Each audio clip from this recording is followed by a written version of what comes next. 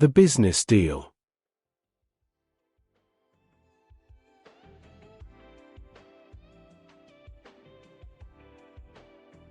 The highlight of our relationship was during Chinese New Year celebrations. We went to an elaborate party filled with a plethora of stunning Chinese women, yet Kit stole the show in her sexy dark red cheongsam. Every pair of male eyes was glued to her, and throughout the day, other Western men, no doubt members of the AAA club, came to ask me how I'd acquired such a fine specimen of an Oriental woman. They had their own girls, of course, a mix of plain-looking fetish fillers and desperate last-second dates, but none of them compared to Kit. I even surprised myself when I told them she was a wealthy 27-year-old married woman, and I was, and still am, a penniless 20-year-old bum. Anyway, before I start drifting further, let's move on to Saturday the 16th of December. Kit and I had been seeing each other for over a year by then and were pretty comfortable with the arrangement. Sure, I had a few dalliances with other women during that time, but Kit was always there as something to come back to when times were dry. A top tip for any would-be players: always keep someone in reserve for dull weekends. Nasty as it may sound, you'll soon understand and appreciate the benefits of a plan B. There'd never been any major problems between us, and the fear of her husband finding out had long since disappeared. If anything, I was starting to get overconfident in my ability to fool hard-working husbands and careless boyfriends. That overconfidence blinded me to the man following us back to my place late that afternoon. We were doing what most couples do when they finally get some time alone together, though we hadn't yet reached the point of running around stark naked. Part of me was simply enjoying the feel of the material her shirt was made from. I was gradually moving my head down her body, hoping for a taste of something sweet, when the doorbell rang, followed by a series of loud, aggressive knocks. "Are you expecting one of your other girls?" she asked jokingly. I let out a nervous laugh, inwardly panicking at how she could have possibly known about the others. Convincing myself it was just a joke, I got up to answer the door.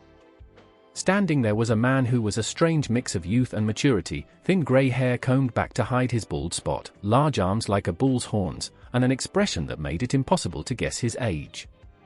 His expensive suit suggested he might be some kind of door-to-door salesman, which seemed odd since we never got them in these parts. Besides, anyone could see we already had double glazing.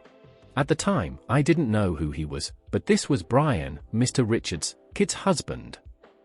Whatever he was selling, I was unimpressed with his sales technique. He didn't say a word, not even a cheesy opener.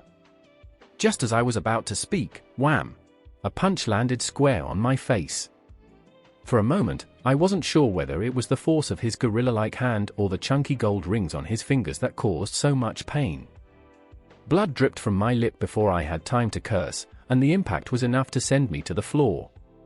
Instinctively, I retaliated with a swift kick to his groin. Cowardly, sure, but I didn't fancy my chances if he got closer.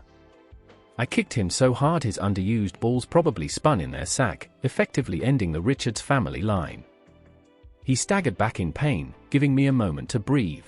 Both of us were ready to inflict more damage when Kit ran out into the street. I immediately saw this as a test of loyalty. If she ran to me, I'd won. If she went to him, I'd lost. Instead, she surprised us both by staying neutral, firmly telling us to get inside before someone called the police. Normally, I have a strict rule about letting psychopaths who want to kill me enter my house, but Kit was taking charge, and I was both pissed off and impressed. She led us into the living room. While Brian rubbed his aching groin, Kit handed me a tissue to clean my bleeding lip. At least she still knew where her priorities lay. "James, this is Brian, my husband," she said, as if I hadn't already figured it out. "I only get beaten up by strangers Monday to Friday. Weekends? It's usually someone I know." Brian stopped rubbing himself and turned to me. "I know what's been going on between you two," he said, his tone both angry and oddly calm. It made my stomach churn. I started hoping a neighbor had seen the scuffle and called the police. "Look, Brian," Kit began, but he cut her off. "Do you think I'm fucking stupid?" he snapped. It wasn't clear if the question was for her or me. "I've seen your number on our phone bill. I know she's been coming here almost every weekend. How long has this been going on?" A few months? A year? I nodded silently, like a shamed schoolboy. I should cut your fucking balls off, he continued, but she'd just find someone else later on. I've never been able to control her, not since the day we got married. I know I'm not husband of the year. I'm on the road 6 days a week, and she's got needs that have to be satisfied. So, I'm going to make you an offer. If I had long ears and a tail, they'd have perked up with interest. This man, who'd taken complete control of the situation, even in my own house, was now about to make me an offer. Incredible. You can see each other when I'm away with work, he said, but don't you ever fucking dare get her pregnant or give her any diseases. I'm still her husband, and she belongs to me. I don't want you touching her in public. I know she needs someone to screw while I'm away, and now I know who it is. You're a bastard, but at least you're not some spoiled little twat. Was that a compliment? I couldn't believe it. This man was giving me permission to sleep with his wife. The whole situation felt surreal, like one of those crazy dreams you have after eating too much greasy food before bed. Well, what do you think? He asked, as if this were just another business deal. In all honesty, it's pretty fucked up, I said, stopping myself from saying more. I didn't want to anger him again. Cuts heal, but a broken television is expensive to replace. He nodded silently, adjusted his coat, and let himself out. Was it a sign of defeat? Submission? Somehow, it didn't feel like I'd won. He still seemed to hold all the cards. Oddly, I respected him for it. Offering your wife to another man takes guts, something I'd never be able to do. With a sigh of relief, I leaned back into the sofa and turned to Kit. Her eyes were bloodshot, her cheeks streaked with tears.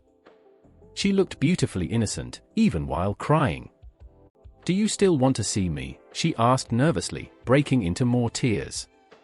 She sat beside me and wrapped her arms around me. It was the perfect opportunity I'd been waiting for, a way to end things without hurting her unnecessarily. Why end it? Because I was bored.